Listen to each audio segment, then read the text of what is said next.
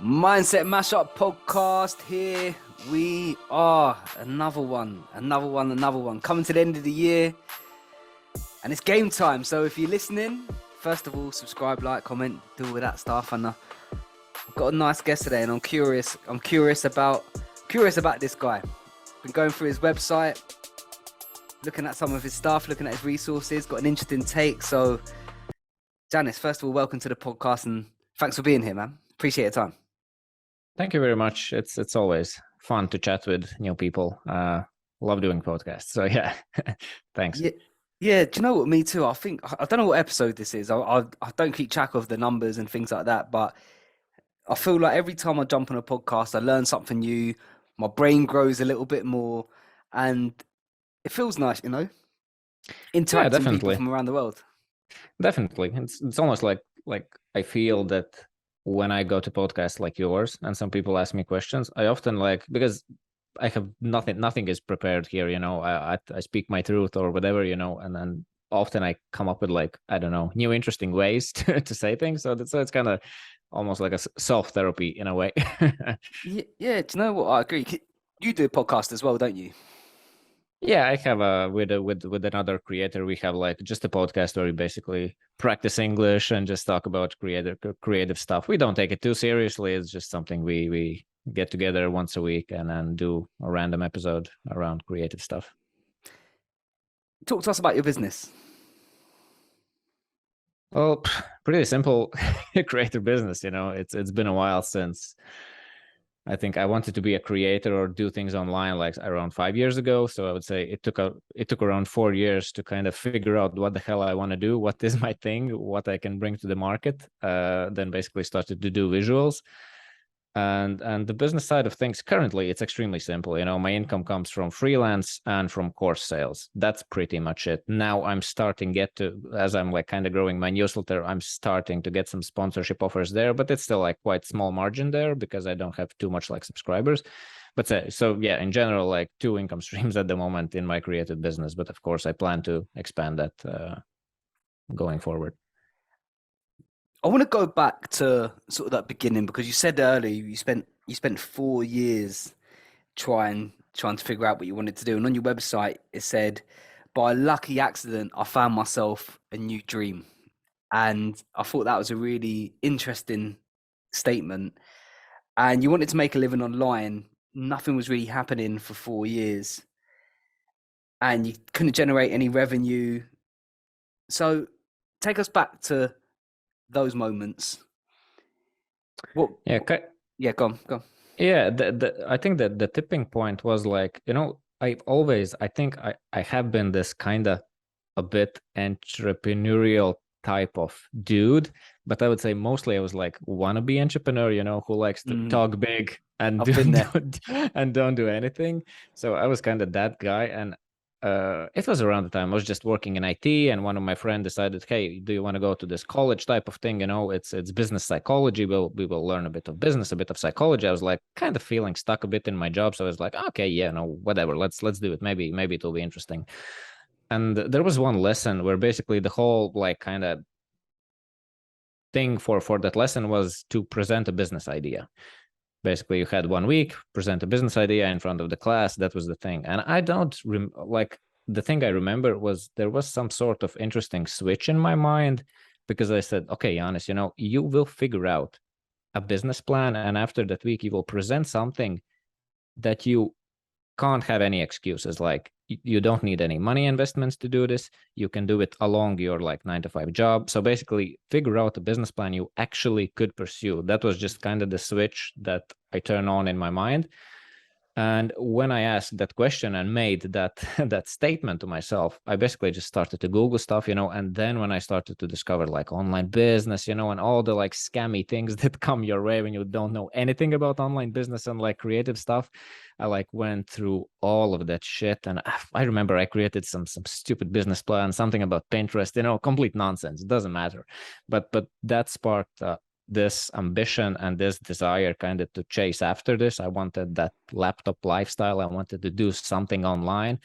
And yeah, there it started. Basically, I just started to learn, listen to self-help books. And that's how I discovered the 4-Hour Workweek by Tim Ferriss. And that was a big moment where I was like, holy shit, there is a completely new world out there that looks super interesting and I don't know anything about it. Let's go, let's learn. This is exciting. So yeah, basically since then I stopped listening to music, instead listened to podcasts and audiobooks, and I didn't watch TV. I just grinded and tried things. So yeah. And when you started and you weren't getting the results, what was going on in your mind at that point? Were you like, I might give up? Were you thinking about, do I just stick to my 9 till 5? What was going on? Well, I think good thing that happened was that I really felt that I fell in love with personal development, like really binging self-help. Even if I didn't took much action, it was just extremely interesting for me to listen all that stuff, and just dream and fantasize and share friends. There's this interesting thing I didn't know about. There's this whatever habits and this and that. And I was just this self-help nerd. And kind of trying to figure out and build some websites and do some blogs was as well. It was just the process was very interesting to me. I find it fun. So I wasn't that bothered about the results because I had like a good, stable 9 to 5 job. Everything was fine. Life was good. And on my spare time, I did this thing. But of course, over 4 years is quite a long time. And there was a point when I was like, okay, let's really commit to this. Let's try to figure something out. And that was kind of that big serious commitment. Janis, stop fucking around, like go for it and figure out how to make something and then just build an audience, because of course if you have an audience, it's very somewhat easy to kind of monetize it in some sense if people trust you. But yeah, that commitment came about at the same time when I discovered kind of visuals, the stuff I mostly do online. So all that kind of came together, and then was the commitment and some sort of validation and fun. And it was something new to the market, which wasn't that popular. And I really love to do it. It was easy to be consistent with it, instead of like YouTube videos or blogs, which was very hard to be consistent with it. And like at the beginning, you need that consistency unless you're just like creating something insanely crazy like Mr. Beast, or something like that. So yeah. So I know you do visuals. Can you just tell us a little bit more about your visuals? Because it's very different to, as you said, it was new. And I still, as I've looked at some of your work, I think how it's very interesting. So yeah, just tell us about what inspired you. Yeah, explain to the audience, first of all, what your visuals are about, and then we can go into that. Yeah, kind of what I do mostly, like basically it's just explaining ideas visually. I think about interesting ideas or whatever, and then I just represent them in a visual way, which I would say like often the ideas are not that new per se, but it's just a new way how to represent them. So it's like it's pretty easy, I would say, to grab attention online, especially if your credibility is low, through these visuals, because it's something you can consume in a couple of seconds and it kind of grabs your attention, and then you'll get this holy shit, interesting concept, love it, very interesting. It's not just like a picture or something, but it actually always delivers something or evokes some sort of emotion. So that's kind of in general what I do. And there was basically three stages how I landed into this craft. Like the first stage was, you probably have read the work of like James Clear, and I'm sure a lot of who listening knows the guy, Atomic Habits and that and that stuff. And often James Clear in his blog posts, he did some sort of visuals, very simple, maybe XY charts or something like that. And that was the first time when it kind of clicked to me, that he actually sometimes communicates a full-on concept through one visual. And that was the first time it kind of sparked this interesting idea to me about visuals. And I started to think of it as a thing that could stand alone, because previously I was mostly looking at it as a like supplementary thing to blogs, because that was how I mostly saw it. But that was the first time it kind of started to come to me that maybe this is a thing on its own. And I guess I started to experiment, if I remember. And later down the line, I discovered Jack Butcher, which I'm sure and a lot of other people know as well, with his like black and white, very simple visuals. And at that time when I discovered him, he was already like doing it full time. He was basically a full-time creative, doing that type of thing.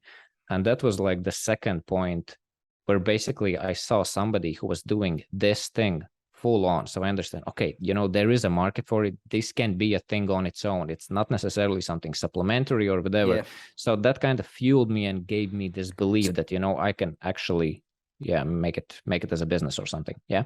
so were you? Are you an artist? Would you class yourself as an artist? Is that the category? I don't know. It's a very, I think, artist and creator and all that stuff. It's kind of mushy, I guess you can call it art. I'm mostly, I don't know. I look at it as just sharing ideas, in a different way. I usually, like, one of my pitches and how I often position myself and say to people that I'm actually not a designer. I don't really have a big, like, design background or anything like that.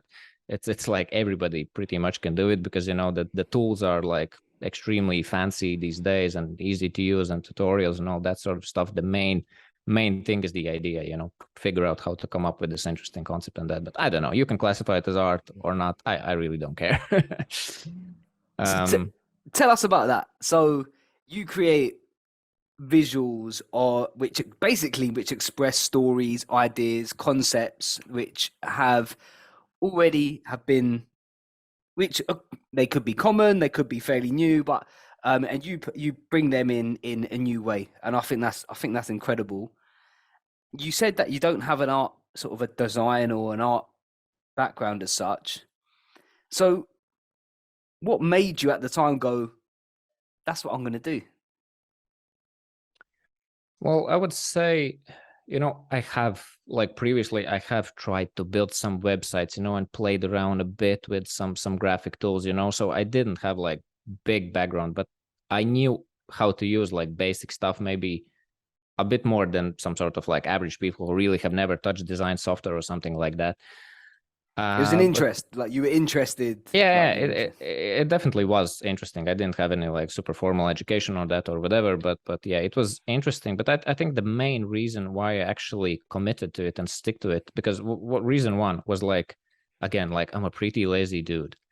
I love to ideate. I love to brainstorm, all this fancy stuff, which is not really work, which is just, like, all the fun stuff. I love to do that stuff. And it's not that easy to put my ass on the table and just sit and write for 2 hours. That comes really hard. But when it comes to these visuals, these very simple visuals, stuff like Jack Butcher puts out as well, sometimes it's a couple of lines, like any idiot can draw those things in general.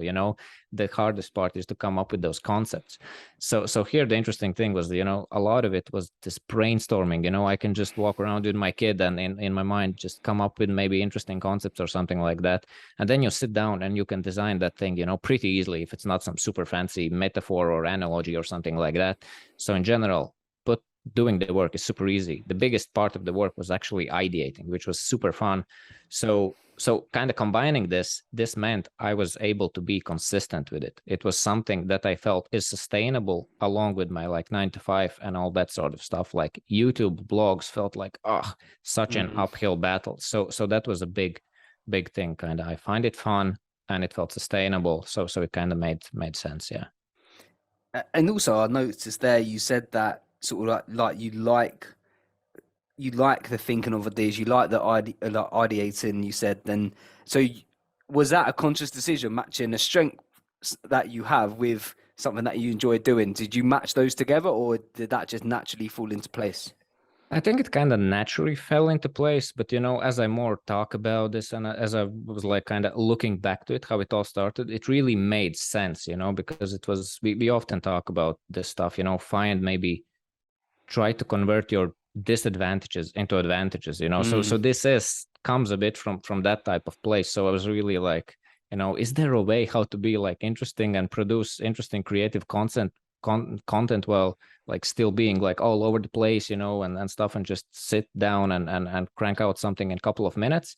Turns out it is. Of course I think about it a lot and stuff, but in general, often those visuals which you see, it's like, it's hard to put how much hours I spend into, like, creating them, but often, like, the actual work where you sit and design is very little comparing to the, like, coming up with those ideas. And sometimes, you just take a lot of notes, you think, and then you then you, I don't know, watch a movie or whatever, and then it comes to you, and then you drive a car, and suddenly the concept comes, and it's basically in your head, and then you just quickly note it down, and then design it. So yeah, that's kind of the creative process, and why it's super easy, and why I believe a lot of people like who I have taught in my course have kind of gained some success with this as well, because it's pretty easy. It's not that hard. It's like, yeah, it's for the lazy people. And when you went from a 9 to 5 to transition into doing this full time, how did that transition come about for you?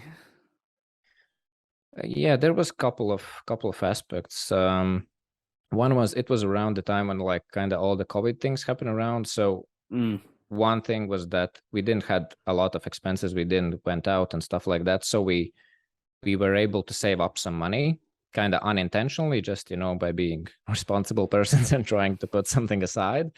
So when I quit, we basically had kind of savings, but the runway for around a year or even a bit more than a year, kind of to maintain our lifestyle and go full on.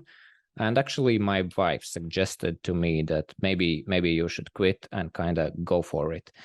Because there What was was two going on aspects. business wise? What was going on business wise before that? Were you getting more clients coming in, or what was happening? Well, basically, it was, I think, if I quit my job in April, and previous year in November, I started to be consistent with it. So basically 6 months, I would say around half year, and I started to build some audience. There was clearly some sort of validation, like people were like liking, the audience was growing, and some freelance gigs started to pop into my feed. I didn't like accept them right away or anything like that, but that was just another factor of validation that, okay. And on April, we just sat down with my wife. We kind of calculated the finances. We understood, okay, we have a pretty good runway. And there is still like, when I quit my job, I get like support from the government for like 6 months. It's pretty proper, like salary. So it was, the runway was almost like 1.5 years. So I thought like, maybe fuck it, because the job was a bit stressful at the time and so on. So I thought, whatever, let's pull the plug. And that was that. And yeah, never looked back since. It's been pretty good. And you've got over 100,000 followers on Instagram. For someone looking to grow an audience on social media, what advice would you give them? Yeah, I actually never focused really on Instagram. I was primarily focusing on Twitter, especially at the beginning. On Instagram, I was kind of just repurposing the stuff. If I on Instagram, on Twitter, I was actually like engaging with others and being very thoughtful, and I spent some time there just to reply all the comments and everything and so on. Like I was really focusing on Twitter, and on Instagram, I was just basically making square images of my thing and just throwing it in there, throwing some hashtags randomly, copy paste, whatever. And just it was growing very, very slowly, kind of at the beginning on Instagram, I think until 10K. And then I got like a little gig with Naval. So basically he gave me some boost and I got over the 10K mark. And I think after the 10K mark, the algorithm gives you a bit better treatment, but it changes over time. And I just stick to it. And it kind of grew very slowly. But on Instagram, what I've understood, basically, I would say around 50% of my followers come from viral posts, because if you do a viral visual and it gets like close to 100K like likes and 2 million 3 million impressions, you can get like almost up to 20K followers or around 10K followers. So it's insane. When you go like really viral, you can get a lot of followers. And now basically I would say lost followers since for like last couple of like month or two, because nothing has went really viral and some of those people are kind of unfollowing you, or maybe some changes in the algorithm, I don't really know. But yeah, on Instagram, really virality helps, and of course, some collaborations with others and that sort of stuff as well. But I wouldn't say I wouldn't say I understand Instagram very well. I'm not that type of growth guy. I'm just try to create good content, throw some hashtags in, put it online, hope for the best. That's kind of how I have done it. But virality helps, and of course with these visuals, it's not that hard to go viral, especially when your credibility is low. Because if the concept resonates, if it triggers interesting emotions, and like it has all the like viral factors, then it can go viral, and that can really help. I think people like just seeing visuals and pictures nowadays because there's lots of videos on Instagram, isn't there? So I think people like the the sort of simple pictures, especially when it speaks to you and it resonates with you. So I can imagine that sort of stuff doing really well in general. Definitely. It's I think it kind of goes together because it really feels these days like short form content, all the Yeah, TikToks and like people are not, if you can't like deliver something really fast, like people are out, people yeah, are leaving, like yeah. as long as of course, when you build some following of or if you have created podcast for a very long time, you build some trust, some affinity, then of course people want to listen to long form stuff. I love it. I love podcasts and whatnot. But at the beginning, yeah, you need to be so fast to grab attention and give value and prove that you are worth people's attention. How do you do on Twitter? Are you still active on Twitter, or is that still the main? Is that still the main one for you? Well, I would say now it's pretty even. I think, love Twitter the most because it usually has the most, like, Twitter is really good with like kind of creating conversations. And I would say like most of the freelance gigs has come from Twitter as well. So I think Twitter is, I guess the numbers are bigger on Instagram because I feel like on Instagram there are more Netflix type of followers, meaning who are really just to consume, just basically as they are kind of watching Just TV, watchers, yeah. just scroll by. But on Twitter, there's maybe less people to consume our stuff, but there's a lot of like business people and very people who try to like make things and do stuff. I think that's why there is kind of maybe less followers, but it's higher value followers in terms of like running a business or something like that. But yeah, now I'm pretty consistent and even with like LinkedIn, Instagram, and Twitter, and kind of doing the same thing. Just yeah, nothing has really changed that much. What is your sort of like typical clientele? Are they creators? Are they big businesses? Usually creators, I would say. It's yeah. Of course, a lot of businesses have reached out, but kind of, I guess I've been blessed in a position to turn down a lot of people and a lot of businesses. So I usually take gigs that I really like, and most of the time they are kind of creators, maybe more like senior creators or like more established or rich creators. I don't know how you call them, but yeah, most of the time those type of people come to me, I think. And because I noticed you got some pretty interesting followers. You got Brendon Burchard and Stephen Bartlett, which are both really big names over here. Which you don't need to say, but I can only imagine that there's been work between them. So it shows how viral and credible you work, how far it really goes. And when you turn down work, what does that feel like for you? Well, it's kind of great. On one thing, you can put some of that work, and it's a nice way how to funnel some work to my community from the like course I Yeah, teach, yeah, because that's like a very very nice aspect of it.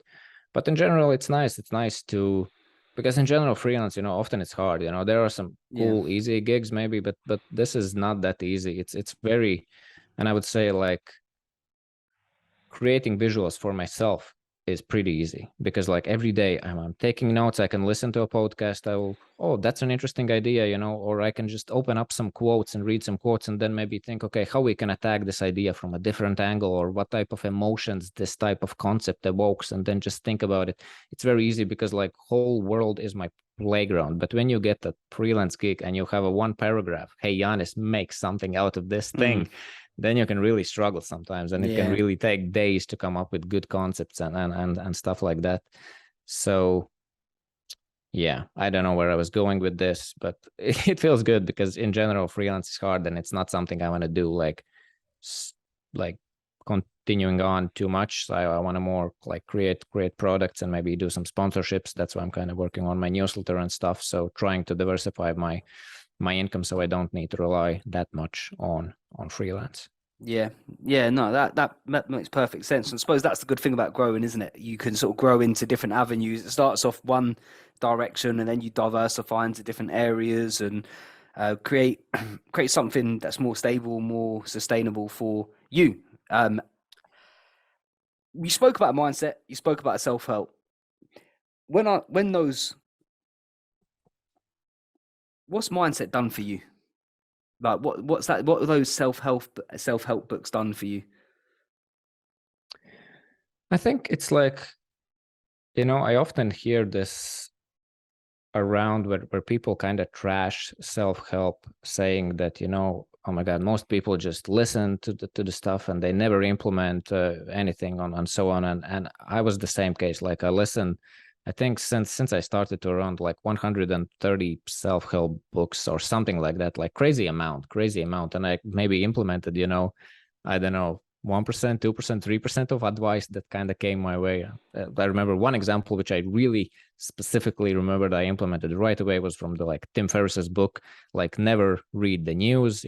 If something important enough will happen in the world, people will be talking about it and you will find out. So just don't waste your time. And I was like reading 30 minutes a day. I was spending on reading news, just pointless shit, and just ranting with my friends and getting angry to the world. So it was such a good advice I implemented. But in general, what I wanted to say is often people trash this kind of concept that you need to, take notes and apply and so on. And I'm kind of a bit against it, because I think what it really did to me was like, if my like kind of vision for the future, or just vision for my dreams or whatever, was like this, I thought like something very small is possible, then it opened up to this huge, insane, like massive amounts of opportunities, and just understanding that, holy shit, all these like whatever Steve Jobs are just smaller creators or whatever. When you hear their story, you understand, holy shit, they are just the same idiot as I am. They just kind of kept going and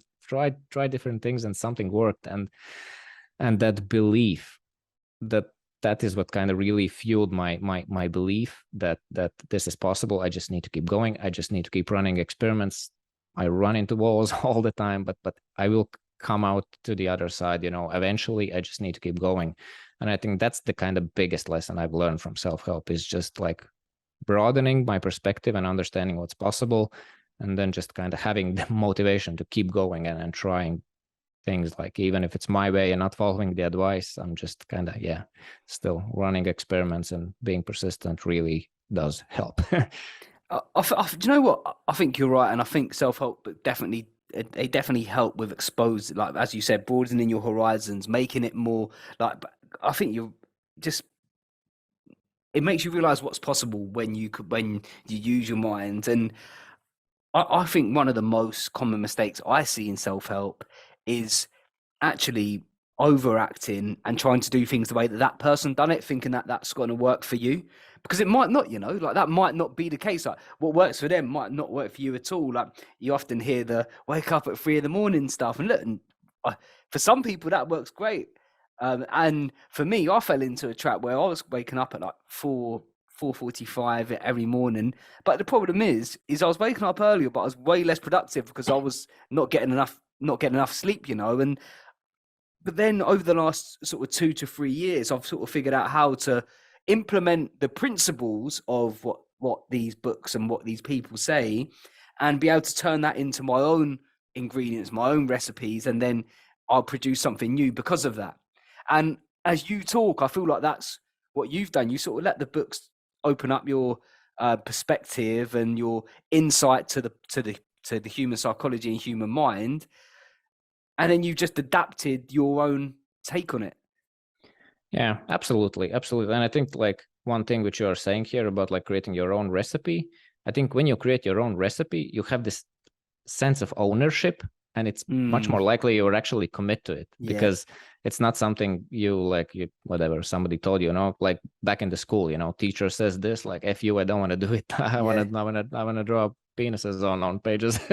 Do it my way or whatever. So it's very interesting. And I think another point about self-help, I think, which I often say, is that I guess, of course, there is point, where you might just be binging and doing absolutely nothing, and that's not super helpful. You need to do something.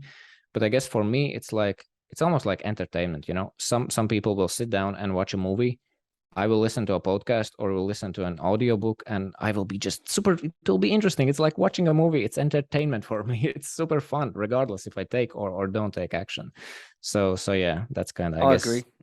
And I think that's what I actually completely agree with that. I think people that have to like force themselves into self-help. I don't think you probably haven't found the right self-help for you yet, because it's not a chore. Like I'm an audio book guy. To be fair, mostly audio podcasts, Audible. Like I love that. Picking up a book doesn't really do it for me the same way. Same. So, and I just think if people are like really forcing that, I feel like you just need to try different, as you said, like you said it earlier, like finding different ways and different approaches to do stuff, and then make it yours in the process. And I think that's so important to self-help mindset. And also just relating it to business, it's the same with business as well. You've got to do it your way. There's no 5 steps to £100,000 a month. Do you know what I mean? There's no such thing. And we expect that, don't we? Sometimes we expect that one bit of advice is going to change everything, and it might, but it might not be the route that they're saying. It might be what you make of it and then implement that changes. Definitely. Yeah, totally agree. So we'll wrap this up. What would be, it could even be about business, about creators. What would be your sort of like best insight that you've learned over the last few years about business or about mindset, which you think would really help someone? I think one thing which I can share 2 things. One is like practical, one is more like aspirational. One thing which I always say to people, it's like you mentioned Brendon Burchard previously, and like one of my favorite quotes of all time, and I think which have helped me kind of go through maybe some tough periods, is from him, which is basically believe in your abilities to figure things out. And I really love this quote because, often, there is these affirmations or something like that where you kind of are lying to yourself, I am great public speaker. But, in general, you're not, you're just still an amateur and you suck at it. But kind of to having this mindset that I believe in my abilities to figure things out, it gives you a complete different lens because, you have figured out some shit previously. Why not this creator stuff? Why not this business? Why not this design thing? Why not YouTube?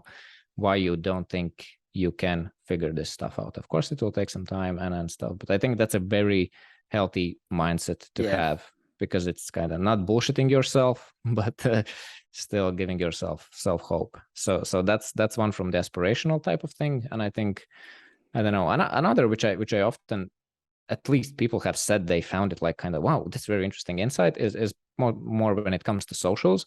Like one way how I approached it earlier, how kind of I want to create content and what type of content I want to create and so on, and how I want to curate my feed and just how I want to be online, is usually I look like, check out some people who you follow. Why do you follow them? Why do you like their tweets? What do you like about them? And to me it was like I really like Julian Shapiro, because he didn't tweet that much, and when he tweeted, he was like really on point and something novel and interesting, and that's why like people really love him, because he's like basically zero noise, and very high signal. That kind of resonated with me. And then I'm just looking at these different things, and you kind of almost like how you can look at it is, when people discover me online, what I want them to feel, and then you can think about, okay, I want them to think that, well, I'm a genuine human, and I want them to think that, okay, seems that he does these interesting visuals and they're really like actually interesting and with some ideas. He's not that spammy or just crazy and resharing everything and going all over the place and sharing every bit of his private life. So those are the questions. Of course, you need to understand your values and what you stand for and what you want to do, because there's a million different tactics, build in public, super high signal, big volume, or whatever, you can be all over the place. But I think those are interesting questions to sit with, and kind of that can help you to figure out your game on online, and kind of help you maybe to gain some traction if you are not, or something like that. So those would be my 2 cents. What's next for you, do you think? Well, I don't know. I'm a pretty, I would say good place. Kind of the audience is kind of growing. I'm more focused right now on the newsletter, because I want to improve my writing. It's still kind of very short newsletter and short pitchy ideas, but it's a place where I can elaborate maybe a bit more on my on some concepts I come up with. So yeah, newsletter, that's one thing which I find fun to do, and I want to grow because I want it to be like a additional revenue stream as well. Other than that, I don't know, another course is kind of in progress, which I'm thinking to do. And of course, later down the line, I'm sure I will do some visual books, because it really makes sense to do. That'd be Like cool. coffee table books for me, because I pretty much have That'd the be really cool. content. So that's something I want to do later down the line as well. But yeah, in general, just live this creative life and maintain a dope lifestyle, which I'm blessed to have, and just keep going and help others do the same. Where can people find you? I think the simplest way where to go is bio.link/OZO. That is kind of where you can find my socials and find my website and all that sort of stuff. So you can find me there. I'll make sure I'll put that in the link of the bio of whatever platform people are doing so they can find you. Thanks for your time. And for the listeners, if you're still here and you're still listening, thanks for your time. Don't forget, as usual, subscribe, do something helpful. Just do something helpful. Follow Janis. Go on his link. Check out, sign up to his newsletter. Subscribe to the channel. Link, review it. Tell a friend to tell a friend about it. But for now, we'll see you next time. Thank you. God bless.